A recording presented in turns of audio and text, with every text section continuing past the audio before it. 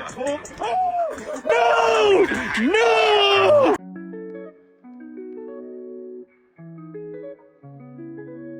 Welcome back to another iJabs card repairs video. Today we are going to be fixing this little crease in the top corner that could have happened when you dropped it, like the clip you saw in the beginning, or sometimes you just get out of the pack like that.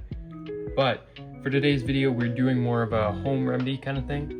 So instead of needing all the fancy tools that you usually see me use here, we're just going to be using common household objects, plus a couple things that you might want to purchase on Amazon. Here's a little closer look.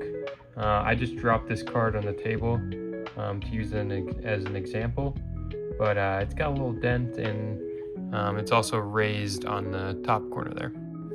The materials that you'll need for today's video are obviously your damaged card. You'll need a gallon bag, an EVA foam liner. This you could just find on Amazon. A straw, and a spoon. Usually I'll be using the bone tool for this step, which you can also get on Amazon for like $6. But if you're looking to save some money and just have an at-home remedy, you can use a spoon, but you want to make sure I'm not going to use this end because these are not rounded edges, so I don't want to damage the card. So I'm actually going to end up using the bottom side here. You will also need parchment paper and a book, because the final step will be pressing this card in a book, and you want to put some weight on top of that as well. So to start this process off, we are going to get our gallon bag, and we're going to put our foam liner in the bottom of it. The first step in card restoration most of the time is you want to humidify your card, and usually I'll be using the humidor for this, but since if you're just fixing your single card that you dropped at home, you probably don't want to buy a $20 to $30 humidor. So we're going to put this card in the bag on top of the little foam liner. And we're going to use this straw to blow hot air on the corner, the affected corner there, to humidify it a little bit. And I'm also going to let the card sit in the bag for an extra minute after that, just to get a little more humidity on the spot. Make sure you are blowing at a 45-degree angle to the card. You don't want to be blowing directly at the crease.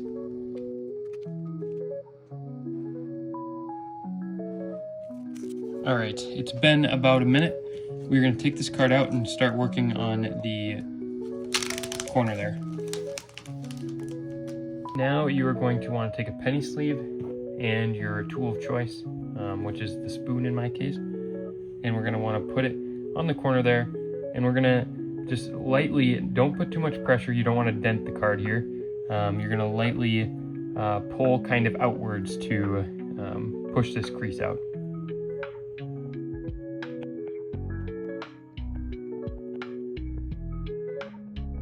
Now we're gonna flip it over and do the same thing to the other side.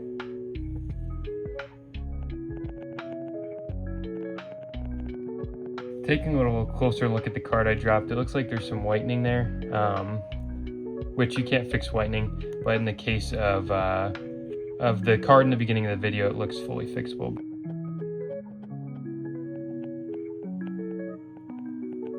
Now that we've worked on this corner, you can still see a tiny little indent, but if it does not fully come out when you press it, you're just gonna have to repeat this cycle 1 or 2 more times. And of course, I always recommend doing the process on a bulk card first, just to make sure you have the process down before you start working on your more expensive card.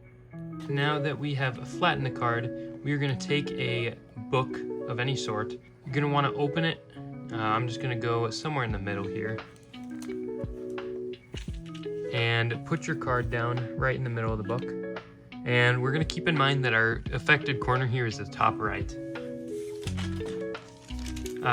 The paper is parchment paper, so I'm putting parchment paper on the top and bottom to make sure that our card doesn't stick to the book and mess all kind of things up. Now we're gonna close this book and we're gonna put weights on it. All right, now you're gonna wanna put some weight on the book. And like I said, keep in mind that your affected corner is the top right corner, in my case at least. And you're gonna wanna put a little extra weight on that corner.